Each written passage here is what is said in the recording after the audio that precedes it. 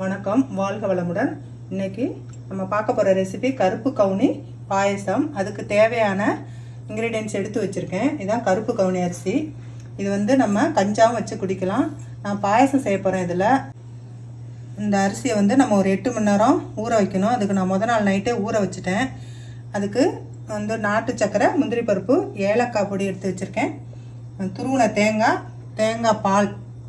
இப்போ வந்து நான் கருப்பு கவுனி அரிசியை நைட்டே ஊற வச்சுருக்கேன். நீங்கள் இந்த தண்ணியோடையும் வேக வைக்கலாம், இல்லைனா கழுவிட்டு புதுசாக தண்ணி ஊற்றியும் வேக வச்சுக்கலாம்.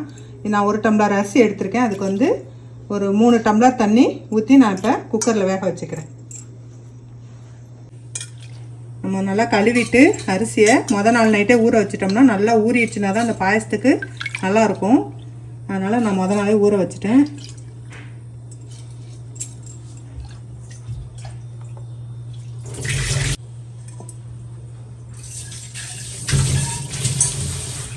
இந்த டம்ளரில் 1 டம்ளர் அரிசி எடுத்திருக்கேன். இதில் நான் 3 டம்ளர் தண்ணி ஊற்றிக்கிறேன்.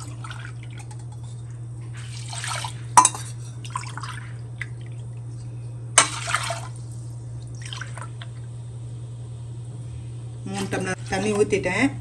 ஊற்றிட்டு இப்போ நம்ம மூடி போட்டு ஒரு 4 விசில் வர வரைக்கும் விட்டுக்கலாம்.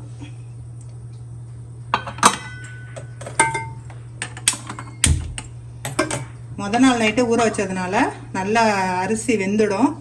எப்பயுமே நார்மலாக 3 விசில் விடுவோம். இது குழையணுங்கிறதுக்காக ஒரு 4 விசில் விட்டு எடுத்துக்கலாம். 4 விசில் விட்டு ஸ்டவ் ஆஃப் பண்ணிட்டேன். இப்போ வந்து நம்ம எடுத்துக்கலாம்.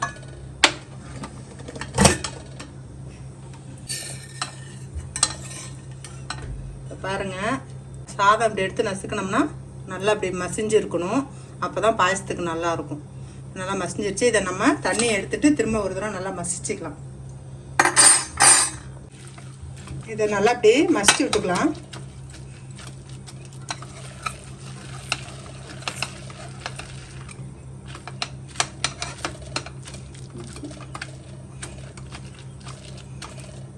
இந்த அரிசி வந்து இந்த அளவுக்கு தான் மசிஞ்சிருக்கு.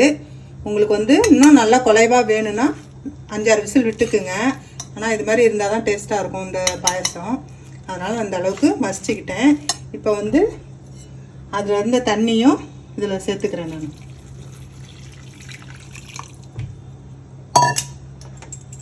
சேர்த்துட்டு ஸ்டவ் ஆன் பண்ணிவிட்டு நல்லா இதை கலந்து விட்டுக்குங்க.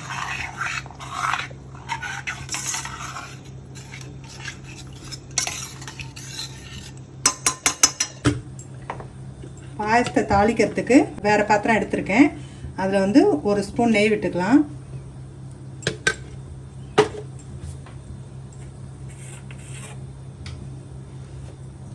இதில் முந்திரி பருப்பு போட்டு வறுத்துக்கலாம்.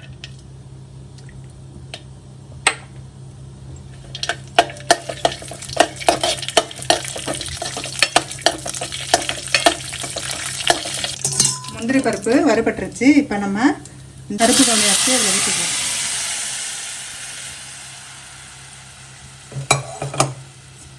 ஊற்றிட்டு இதை நல்லா கிண்டி விட்டுக்கலாம். கிண்டி விட்டுட்டு இப்போ வந்து 1 டம்ளர் அரிசிக்கு நான் 1 டம்ளர் நாட்டு சர்க்கரை எடுத்து வச்சுருக்கேன்.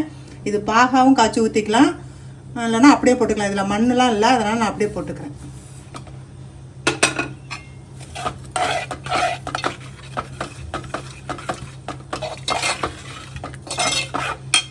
அதோட கொஞ்சமாக ஏலக்காய் பொடி போட்டுக்கிறேன்.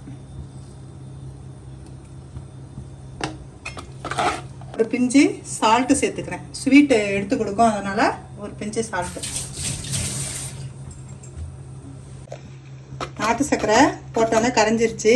இப்போ பாருங்கள், பாயசம் ரெடி ஆயிடுச்சு. இது கொஞ்சம் நேரம் ஆற விட்டுட்டு நம்ம தேங்காய் பால் சேர்த்துக்கலாம். சூட்டோடு சேர்த்தோம்னா பால் வந்து தெரிஞ்ச மாதிரி ஆகிடும். அதனால் நம்ம ஆற வச்சு சேர்த்துக்கலாம். இப்போ ஸ்டவ் ஆஃப் பண்ணியாச்சு. பாயசம் கொஞ்சம் ஆறிடுச்சு. இப்போ நம்ம அதில் தேங்காய் பால் சேர்த்துக்கலாம். நான் ஒரு மூடியில் பாதி இது எடுத்து சேர்த்துருக்கேன். உங்களுக்கு எந்த அளவுக்கு கன்சிஸ்டன்சி தேவையோ அந்த அளவுக்கு நீங்கள் ஊற்றிக்கலாம். இது கொஞ்சம் ஆற திக்னஸ் கொடுக்கும். அதனால் இந்த அளவுக்கு இருந்தால் சரியாக இருக்கும். கருப்பு கவுனி பாயசம் ரெடி ஆயிடுச்சு. இது வந்து உடம்புக்கு ரொம்ப நல்லது. எல்லாருமே ஓரளவு சாப்பிட்லாம். நார்மலாக சேமியா பாயசம், ஜவ்வரிசி பாயசத்தை விட இந்த பாயசம் வந்து ரொம்ப டேஸ்டியாகவும் இருக்கும். அதே அளவுக்கு ரொம்ப சத்து உள்ளது. அதனால் நீங்கள் எப்பயும் வைக்கிற பாயசத்துக்கு பதில் இது ஒரு நாள் வச்சு சாப்பிட்டு பாருங்கள், டேஸ்ட்டாக இருக்கும்.